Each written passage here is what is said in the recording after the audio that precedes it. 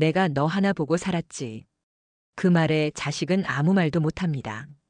하지만 그 무게에 자식은 눈물 짓습니다. 안녕하세요. 삶의 지혜 채널에 오신 것을 환영합니다. 오늘은 다소 무거운 주제를 다루어 보려 합니다.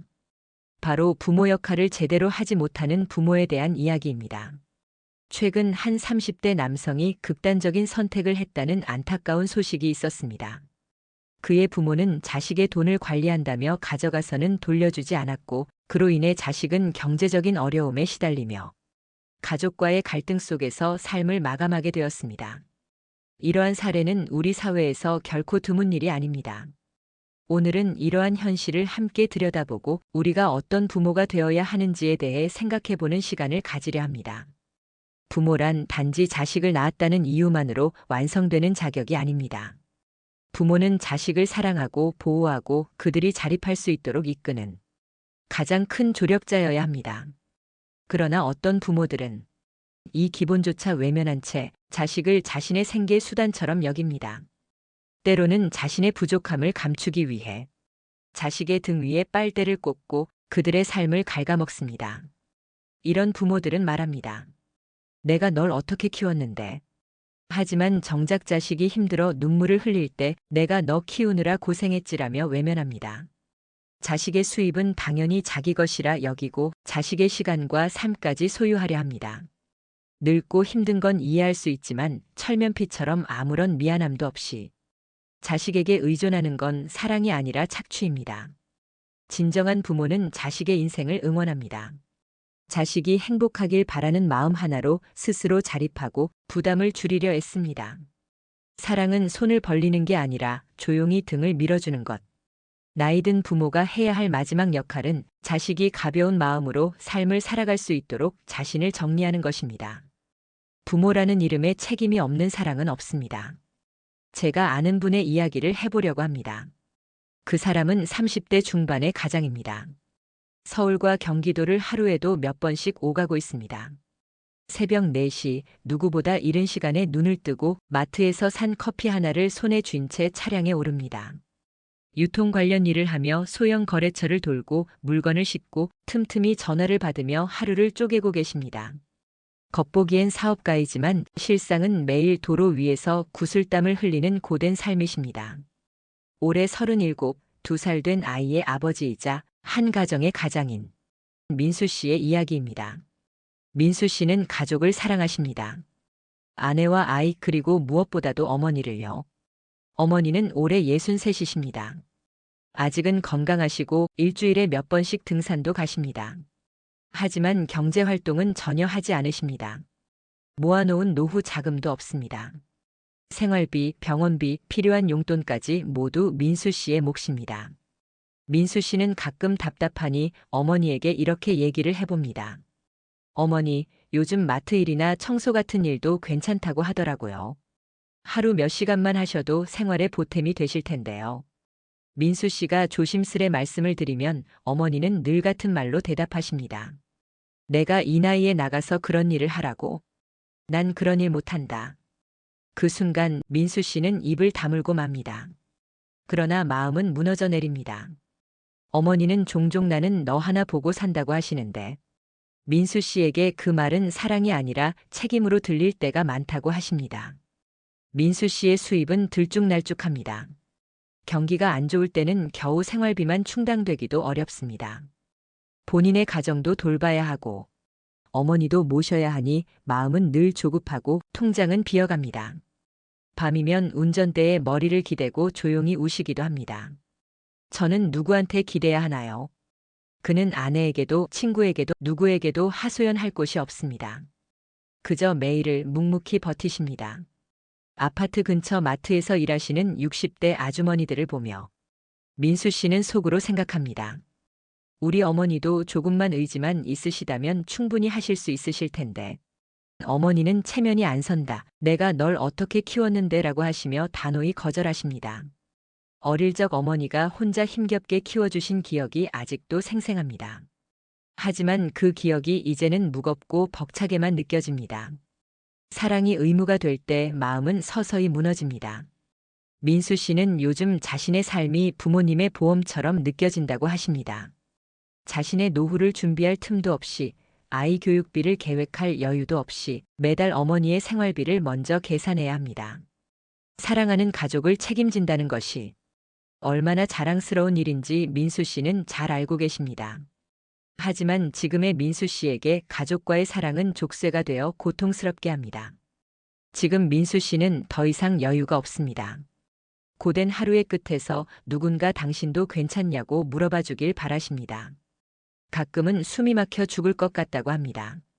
시청자 여러분, 우리는 100세 시대를 살고 있습니다. 은퇴 후 30년, 길면 40년을 더 살아야 합니다. 긴 인생의 후반전을 오롯이 자녀의 등에 기대어 살아가기엔 너무나 긴 세월입니다. 우리는 흔히 말합니다.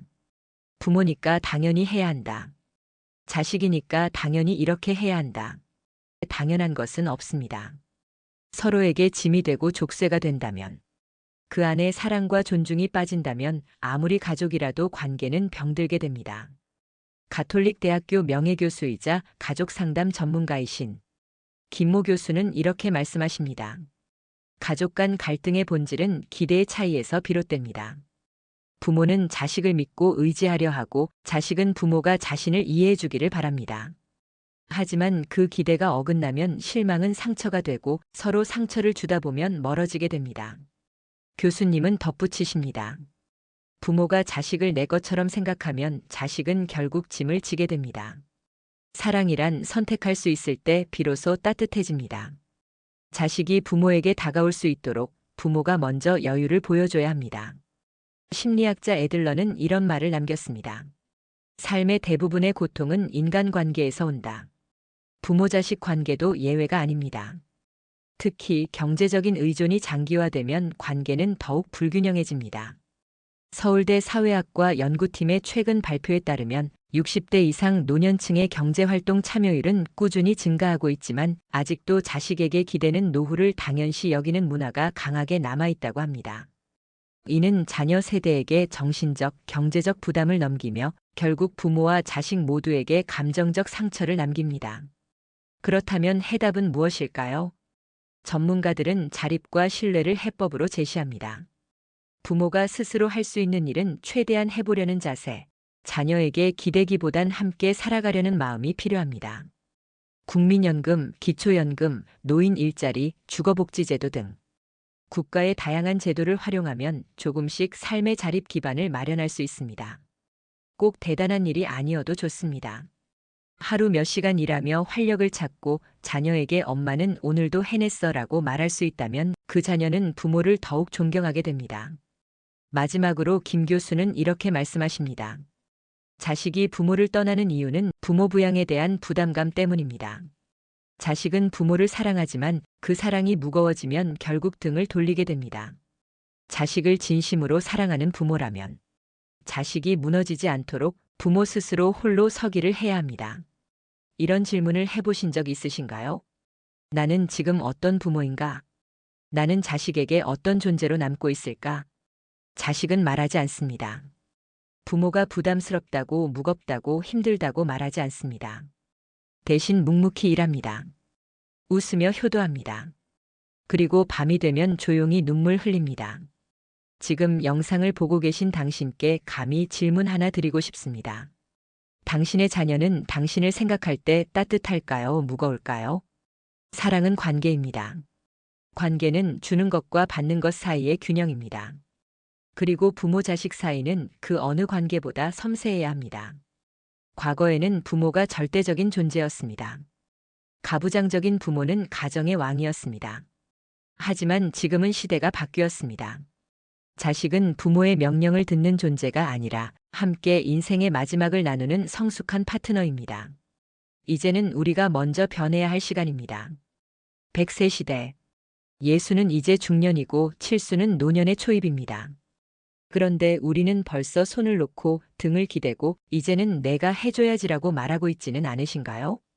이 나이에 무슨 일을 하냐는 말이 나는 이제 내 책임이다라는 뜻으로 들릴 수 있다는 것을 아시나요? 요즘 자식들은 누구보다 힘겹게 살고 있습니다. 직장도 불안정하고 물가는 하늘 높은 줄 모르고 오르며 아이 하나 키우는데도 수억이 들어간다고 합니다. 그런 자식에게 나는 너밖에 없다는 말은 사랑이 아니라 족쇄가 됩니다. 그래서 우리는 이제 이렇게 말해야 합니다. 엄마는 아직 괜찮아. 내가 할 수 있는 건 내가 해볼게. 내가 해줘서 고맙다. 미안하고 정말 고맙다. 이런 한마디가 자식의 어깨를 내려놓게 하고 마음을 열게 합니다. 그리고 잊지 마십시오.